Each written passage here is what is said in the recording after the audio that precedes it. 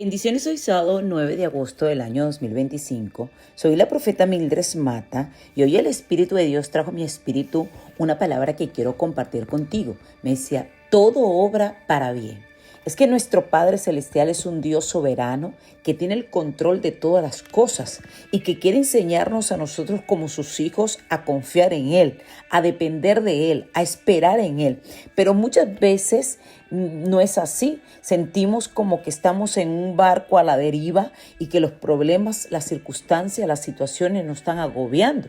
Y el Señor nos quiere llevar a depender cada día más de Él. En el libro de Romanos 8, cuando el Espíritu Santo de Dios habla de que somos más que vencedores, dice el versículo 8:28, y sabemos que a los que aman a Dios, todas las cosas le ayudan a bien. Esto es, a los que conforme a su propósito son llamados. Yo creo que es uno de los versículos más conocidos dentro de la palabra de Dios, pero también es uno de los versículos más malinterpretados dentro de la palabra de Dios.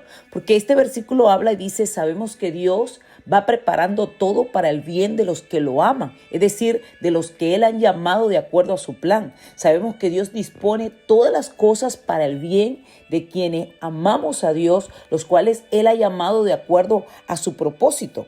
Porque Dios no es como nosotros los mortales, que cambia de parecer. No, Dios es un Dios de obras completas. Dios es un Dios que nos llama para bendecirnos. Y como hijos de Él nos declara algo, ¿ok?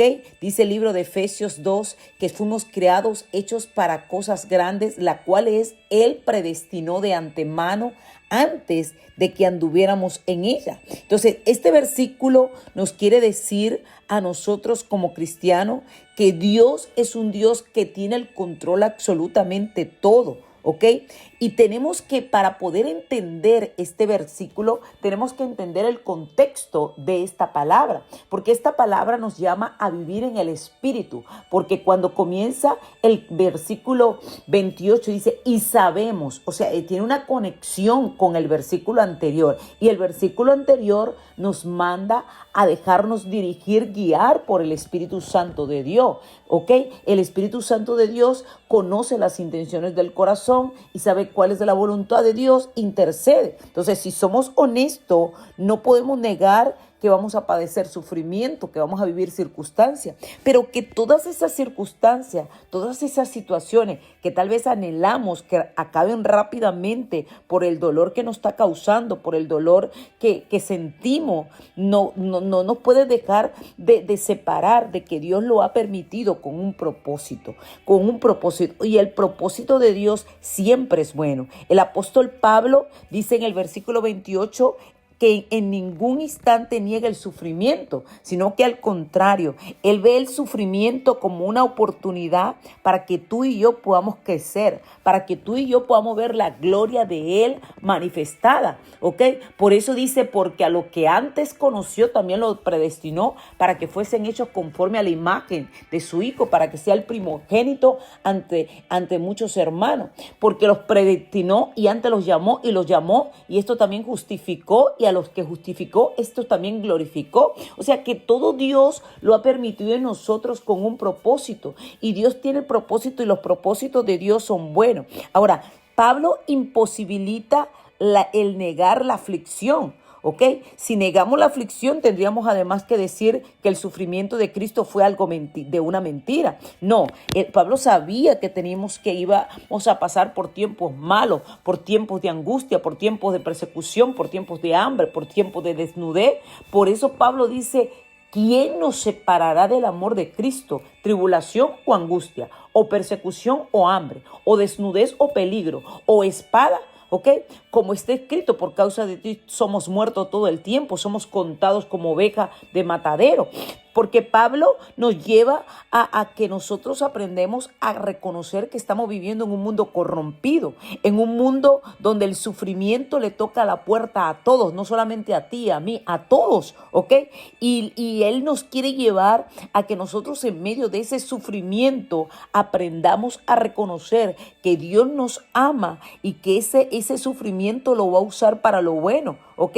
Tenemos que tomar en consideración que el autor nos llama a amar a Dios a pesar de la circunstancia, a pesar del dolor, a pesar de la circunstancia que podamos tener, ¿ok? Entonces, en medio de la circunstancia dura, Pablo enfatiza que esto que nos está pasando, que esto que estamos viviendo, que tal vez nos duele, que tal vez nos sentimos mal, que tal vez nos sentimos como desamparados, eso es para un propósito bueno, para un propósito que Dios va a establecer en nuestra vida. Entonces, en lugar de quejarnos, en lugar de murmurar, en lugar de estar angustiados, tenemos que saber que vamos a tener la oportunidad de testificar el poder del Señor, si hemos tenido la confianza en Él, si hemos buscado de Él constantemente. Y Él dice, todas las cosas le ayudan a bien, ¿ok?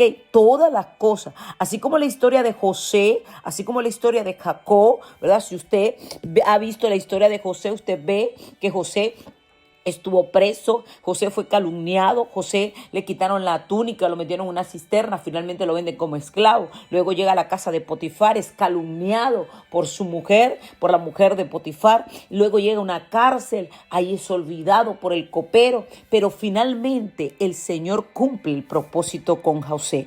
Vemos que José tuvo que vivir un momento fuerte, ¿ok? Tuvo que vivir momentos duros, ¿ok? Encontramos la historia de Job. Job, después de haberlo tenido todo, quedó sin nada. Esa turbulencia, esa circunstancia dura por la cual tú estás pasando, Dios la va a usar para tu beneficio, no para matarte, porque los problemas, los procesos no son para matarnos, son para transformarnos, ¿ok? Son para transformarnos. Entonces vemos un hombre de Dios como José, que como José fue vendido por sus propios hermanos, fue comprado como esclavo, fue puesto en una cárcel injustamente, ¿ok? Pero luego fue proclamado gobernante de Egipto, ¿ok? Y encontramos a José en una posición de gobernante, que volvió a pararse enfrente a sus hermanos, a que los hermanos vinieron a buscar alimento, y vemos cómo José, ¿verdad?, a pesar de todo lo que vivió, de todo el sufrimiento, de toda la angustia, José reconoció la soberanía de Dios. José entendió que ese tiempo difícil era necesario en su vida, ¿ok? Ese tiempo difícil. Por eso en el libro de Génesis 50:20, José dice, vosotros pensaste mal contra mí, mas Dios lo encaminó a bien para hacer lo que vemos hoy, para mantener en vida a mucho pueblo, ¿ok?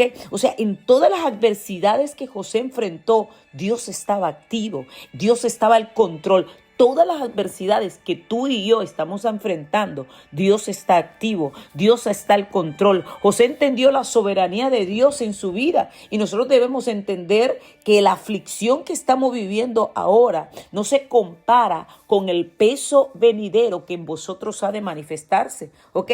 Que las lágrimas de hoy son el testimonio de mañana. La mayoría de las personas, cuando está viviendo un tiempo duro, un tiempo fuerte, entonces empieza a contender con Dios, a pelear con Dios. O por qué me convertiste en pastor, pero por qué yo esto, por qué yo lo otro. Pablo nos está expresando que todo le va a salir bien a los que aman a Dios. Si usted genuinamente ama a Dios, usted reconoce que Dios tiene un poder y reconoce su soberanía aún en medio de la tribulación, aún en medio de la aflicción. Por eso el Señor nos dice que nos gocemos. Por eso el Señor nos manda en medio de la circunstancia dura, difícil que podamos tener, a gozarnos. Dice la palabra en el libro de Romanos 5, versículo 5, y la esperanza no avergüenza, porque el amor de Dios ha sido derramado en nuestros corazones por el Espíritu Santo de Dios que fue dado. O sea, que el Señor nos está mandando que en medio de la tribulación aprendamos a soportarla, y seremos aprobados por Dios, y si Él nos aprueba, podremos estar seguros de que nuestra salvación está allí, y estaremos seguros de que Dios cumplirá su propósito, su promesa, porque Él ha llenado nuestro corazón con su amor por medio del Espíritu Santo de Dios. Entonces, a Dios no se le escapa nada.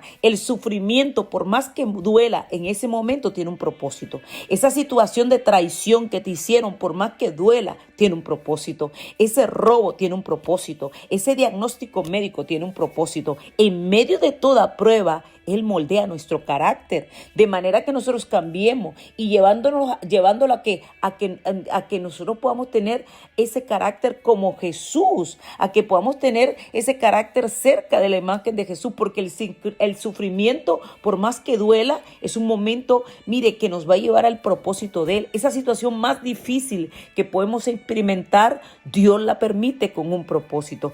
Cristo murió por nosotros. El Señor se glorificó. Entonces, ¿qué podemos decir? Podemos decir que el Señor dice que en medio de la adversidad, toda esa adversidad, Dios la va a permitir con un propósito y su propósito siempre es bueno.